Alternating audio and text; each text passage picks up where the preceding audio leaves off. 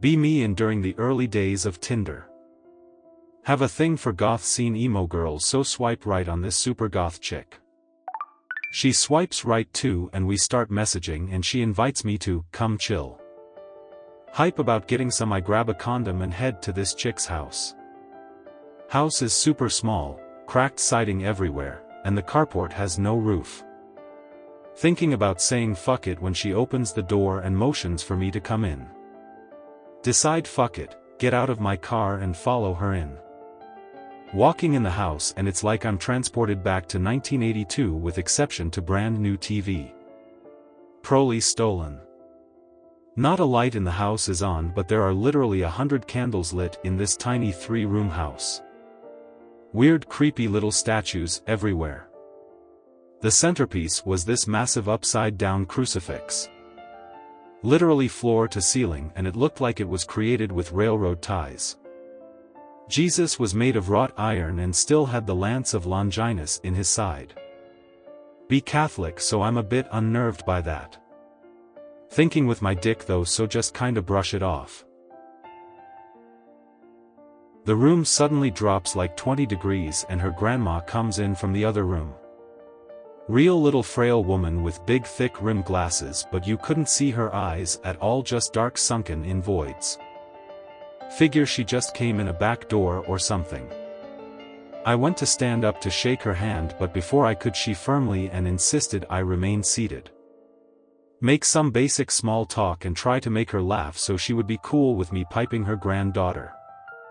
I swear her expression didn't change once, and when she talked her mouth didn't seem to match up. Kind of like a badly dubbed over cartoon. She cuts me off mid-sentence and says she'll let us get to it. And she disappears into the back room. Still thinking with my dick, so I snuggle her up. The second I touched her I got this weird uneasy feeling and every hair on my neck stood up. I guess she noticed and took it as I was into her and started trying to shove her tongue down my throat. We get naked and I start plowing her on the couch. Something keeps moving and catching my eye on the other side of the room. I was worried it was some sick fuck jacking it in the corner. I didn't want to tip him off if he was there, so I tried to be discreet about it until I was sure. Roll this bitch over and notice her back for the first time. She had a massive super detailed scarification tattoo of a skeletal ram's head on her back. There was a pentagram on its forehead and it had weird symbols around it. She asks what's wrong, and thinking fast I tell her the condom broke, but I think I've got another. Get up and start rummaging through my pants looking for a condom. My plan was to act like I had to run out to the car to get one and just bounce.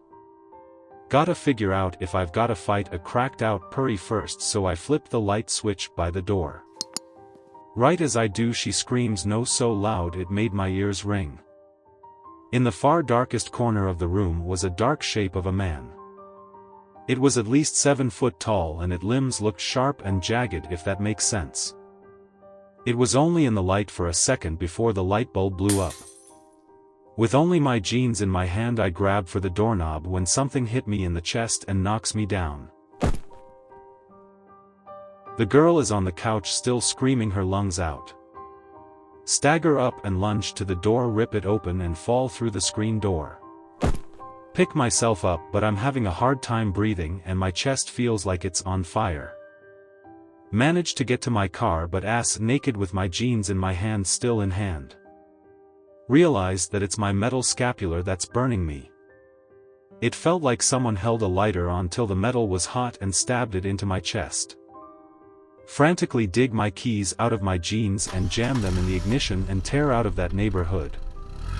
Said the prayer to Saint Michael the whole way home. By the time I got back to my apartment my metal was cold to the touch. Stayed up for 3 days straight terrified in my apartment. I didn't talk to anyone, didn't go to class, and I don't even remember eating. All 3 days are really a blur to me, and it's really difficult to remember them or even the ordeal at that skank's house.